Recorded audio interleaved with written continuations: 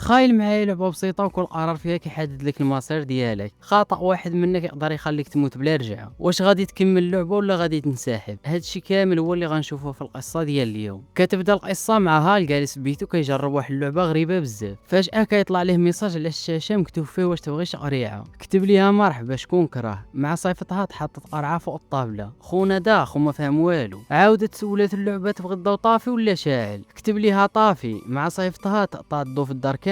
خونا عجبته اللعبة وبدا تيضحك شوية. سولات اللعبة واش تقطع لولدك لسانو ولا ودنو. خونا هنا ضربو الضو بقى مصدوم. ملي تعطل كتبت ليه اللعبة اختار ولا تموت. من وراها طلقت واحد الصوت مع سمعو حس براسو غيتفرقع من القوة ديالو وهو يختار لسانو. وهنا غتكون تسالات اللعبة وهو خارج من البيت لقى مراته قطعت لولدهم لسانو. من بعد 3 شهور لها البلان كنشوفوا واحد البنت سميتها كايلا قاصده الدار ديال صديقها ايزاك باش تشوفو. هذا ايزاك كان مصمم العاب وكيبيع ويشري في الاشياء المستعمله. تما كايلا شافت واحد الصندوق فيه واحد السيدي ديال واحد اللعبه مكتوب عليها لعبه اللاعين. قرات الغلاف ديالها ولقات مكتوب فيها النمره ديال التليفون وتحت منها اللي يقدر يكمل اللعبه غيربح 200 الف دولار. هنا غادي تهضر مع ايزاك وغادي تقول ليه غادي ناخذ اللعبه، واتفقات معاه يتلاقاو في شي قهوه بالليل باش يجربوا اللعبه مع بعضياتهم. رجعت لدارهم سلمت على امها اللي كانت مريضه بزاف. موراها طلعت لبيتها صلحت واحد الكلافي وخرجت شدت الطريق للقهوه باش يجربوا اللعبه. شدت واحد الكوان ايزاك غيكون ساب اللي داير معاه هاد الليله. صيفطات ليه ميساج ولكن كان ملاهي في بيسي ديالو وكاع ما شافو. ملي ما جاوبهاش قررت تخدم اللعبه وتلعب بوحدها. ملي بدات اللعبه طلع ليها الليفل الاول غادي يقول لها اختاري كيك ولا قهوه. وهنا كنفهموا بلي هاللعبه هي اللي كانت يلعبها في بدايه القصه. كايلا شافت في الموني ولكن ما لقات حتى حاجه من غير كيك وقهوه. المهم اختارت قهوه. مع صيفطتها وهزت راسها لقات السربايه كتخوي لها وهي تخلع. كان الشكل ديالها غريب بزاف بحال شي واحد اللي كيتحكم فيها. من بعد غادي تنتبه الموني باللي فيه بزاف ديال الاصناف وما بقاش فيه غير كيك وقهوه. شافت كايلا في السكرين لقات اللعبه كاتبه ليها نكملوا ولا ترتاحي. كايلا تخلعت بزاف وغات تشد بيسي. مع شدت بيسي بدا يخرج واحد الصوت كيخلع. هزت راسها لقات واحد خونا مقابل معاها وكيقول لها اختاري ولا تموت. وهي تفتح بيسي ورجع كلشي كما كان. عاودت سولتها اللعبه نكملوا ولا ترتاحي. كتبت ليها نرتاح. مع صيفطتها بدات السربايه كتهز في الكيسان وكتهرسهم وكتبان بحال شي حاجه متحكمه فيها وماشي في الوعي ديالها. كتبت ليها اللعبه تكمل تهراس ولا تحبس. اختارت تحبس وهي تهبط السربايه على ركابيها وبدات كتاكل الزاج. وفاش مشات بغات تعتقها كان فات الفوت. في نفس الوقت كتبت ليها اللعبه دوزتي المستوى الاول ونتلاقاو غدا في نفس الوقت للمزيد من الروع. في الصباح كنشوفوا كايلا مخلوعه في بيتها من داكشي اللي وقع البارح. والبوليس في دارهم كيقولوا لامها فاش ترتاح دوز عنا باش ناخذوا الافاده ديالها. فاش مشاو البوليس خرجت عند امها وغادي تكتشف باللي كتعاطى النعناع وسكر كلاصي وهذا الشيء باش تنسى الموت ديال ولدها. كايلا تعصبت بزاف وخرجت باش تدابز مع جارهم لانس اللي كيجيب لامها المخدرات. سمعت الهضره مزيان وتحركت عند ايزاك. بدات كتشرح ليه شنو قالها في البارح ولكن ما تيقهاش وقال لها هادشي ما كيدخلش للعقل وديك السربايه يمكن حمقى ولا طلعت ليها الحياه في راسها. خوتي سمحوا لي غادي نقاطعكم واحد دقيقه. يلا بديت هذا المحتوى مؤخرا كنحط جوج فيديوهات في السيمانه. ما كرهتش اللي طلع ليها الفيديو شجعنا بلايك وتامونا عندي وما نتعطلش عليكم ونرجعوا القصه ديالنا. قالت له كايلا شوفي صنعت اللعبه اول مره وتحركت الخدمه ديالها. مع بدات الخدمه صونت ليها الام ديالها وغادي تكون كتغوت بزاف وغادي تقول ليها كاين واحد الفار كبير بزاف في الدار وباغي يعضها. من بعد تتفضوا في الشركه كامله وغادي يبان قبلتها واحد بيسي خدامه فيه اللعبه ديال اللاعين وغادي تكتب في الشاشه مرحبا بك في المستوى الثاني وغادي يبان في الشاشه الخريطه ديال دارهم. في هذا المستوى خاصها تعطى امها عن طريق الاختيار. امها في غرفه النوم والفار في الحمام وكتسولها فين بغات تدي امها. والا جابت امها مع الفار في شي غرفه راه بلا ما نقول لكم ان لا ودي احمد. بقات كل دقيقه كتحولها لبلاصه ولكن في الاخر تحاصرت في بيت النعاس. كتبت ليها اللعبه اختار تنقز امها من السرجم ولا تخرج عند الفار ياكلها. تعطلت شويه وهي تكتب ليها اللعبه اختار ولا تموت وهي تختار تنقز امها من السرجم. هنا كتبت ليها اللعبه مبروك عليك ربحت المستوى الثاني ونتلاقاو غدا في نفس الوقت. من بعد غادي تمشي تاخذ امها للمستشفى وغادي تبقى معاها حتى للصباح. وفي الصباح مشات لدارهم تشوف ديك الروينه اللي وقعت البارح وهي كدور في الدار سمعت واحد الصوت خارج من واحد الغرفه. مشات بغات تشوف شنو كاين ويخرج لانس من وراها. دخلعات وبغات تضربو ولكن ملي عرفاتو وقفت. قال ليها دابا شنو نعيشوا حلاوه ولا نمشي نقولها لمول الدار. كايلا قمعاتو بقات كتهدو ديك القارعه حتى مشى بحالو. من بعد تحركت عند ايزاك وبقات كتوري ديك الروينه اللي وقعت في الدار. هنا ايزاك تيقها وقال ليها عيط نقلب على شي معلومه على هاد اللعبه ولكن ما لقات حتى شي حاجه مفهومه وغادي يقول ليها هاد المره اللعبه بجوج وهذا الشيء باش يحاول يخترقها ولا يحاول يعرف شي معلومه. طلب منها يلعبوها ولكن قالت ليه كتبدا اوتوماتيك مع 2 ديال الليل ودابا خاصهم يستناو. مع ضربة 2 ديال الليل بدات اللعبه وكتبت ليهم مرحبا بكم في المستوى الثالث.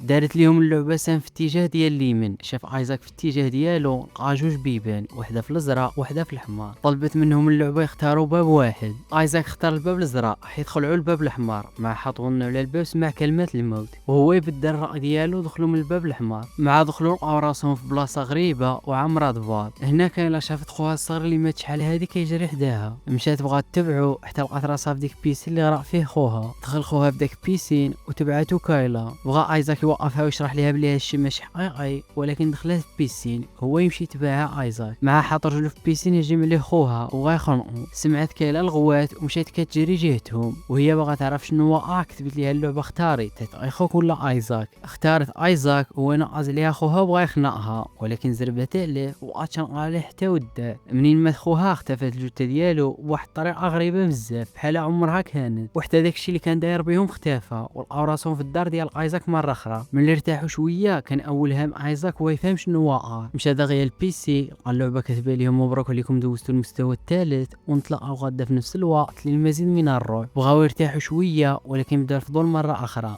ايزاك ما قدرش يبقى ساكت كيشوف هذا الشيء وبدا كيقلب على الاصل ديال هاللعبه. ومنين بدات اول مره من بعد طاح على واحد العنوان اللي ما كيطمنش نهائيا. شافوا في التوقيت او مازال اللعبه 10 سوايع وتبدا مره اخرى. وبلا حتى كلمه خداو القرار ديالهم وركبوا في الطوموبيل بحال شي قوه خفيه كتشدهم لديك البلاصه. بقاو تابعين داك العنوان حتى وصلوا لواحد المستودع كبير وعلى الباب ديالو ممنوع الدخول. ولكن في هذه اللحظه مابقاوش كيفكروا بعقولهم بحال شي حاجه من الداخل كتنادي عليهم. نقزوا الباب ودخلوا بلا تردد او كيدوروا وسط داك البلاصه حتى وصلوا قدام واحد المبنى ومتاكدين باللي السر ديال هاللعبه غيكون لداخل. لقاو مره اخرى ممنوع الدخول، ولكن صحابنا ما عطاوهاش اهميه، فرعوا الباب ودخلوا. وهما كيتمشاو لداخل جبدت كايلا التليفون واتصلت بنفس الرقم اللي كان مكتوب في الغلاف ديال اللعبه. جاوبتها فاد فوكال ديال المبرمج ديال اللعبه وهي كتسمع له. سمعوا نفس الصوت جاي من واحد الغرفه، تبعوا الصوت حتى وصلوا للمصدر ديالو. تما لقاو التليفون محطوط فوق واحد المكتب وحداه جهاز التسجيل. حبسوا ديك الجهاز وبداو كيتبعوا ديك الخيوط اللي كاينين في الارض حتى وصلوا للغرفه اللي تصايبت فيها اللعبه اول مره. لقاو واحد السيدي بغاو يشوفوا شنو فيه حتى بان فيه المبرمج كيجرب اللعبه على شي واحد. بغاو ياخذوا ديك التسجيل باش يفهموا اكثر، ولكن بدات اللعبه وبدا ديك المبرمج كيهضر معاهم من الشاشه ديال الحاسوب. مشى ايزاك بغا يحيد له الكابل باش يطفى حتى لقى راسو داخل لواحد الحقل بحال كاين وسط اللعبه. المبرمج هنا طلب من كايلا تختار الترجع ولا التقدم السريع. كايلا هنا بقات مصدومه، هو يقول لها اختاري ولا تموتي. كايلا هنا توترت بزاف وبقات كتلعب بيناتهم. ايزاك بدا كيخرج الاشرطه من فمه والمبرمج كيغوت وكان باين فيه مفروح حتى توقف كل شيء فجاه. وهنا قال لها المبرمج مبروك عليك دوزتي المستوى الرابع. مشات كايلا عند ايزاك ولكن كداموا الامانه امانته. وهنا كتبت ليها اللعبه جا الوقت باش تواجهي الزعيم وعطاتها واحد العنوان خاصها تمشي ليه. كايلا خدات طوموبيلتها ومشات لذاك العنوان اللي كان كاين غير في واحد الغابه مهجوره. نزلت من الطوموبيل وبدات كتمشى حتى وصلت لواحد الفيلا. هنا كايلا دخلت بشويه حتى لقات الزعيم جالس مع عائلته. وشكون هو الزعيم؟ ها اللي شفناه كيلعب اللعبه في بدايه ديال القصه، ومراته وولدو كاملين مخسرين بسبب الاختيارات ديالو وسط اللعبه. طلب منها تجلس معاهم باش يتعرفوا عليها، ولكن فجاه خدمت اللعبه في الهاتف ديال كايلا وكتبت ليها المستوى الاخير خاصك دابا تواجهي الزعيم. بغا يزرب عليها هال وضربها بواحد التبصيل ولكن تاصح هو. وهذا الشيء كان بلي اللي بغا يربح ويتهنى من هذه اللعبه خاصو يقتل راسو باش يموت الخصم ديالو. جرحت كايلا يديها ولكن هال اللي تجرح، وهنا تاكدوا بلي هادشي صحيح. بغات تقطع يديها ولكن هال بقى كيضرب راسو مع واحد الطابله حتى تاصحت هي وطاحت في الارض، ولكن قدرت تنوض وخرجت للجرده. هزت واحد الحجره وتلاحت في بيسين. في هذه اللحظه بقى يخرج الماء من الفم ديال هال حتى تخنق ومات.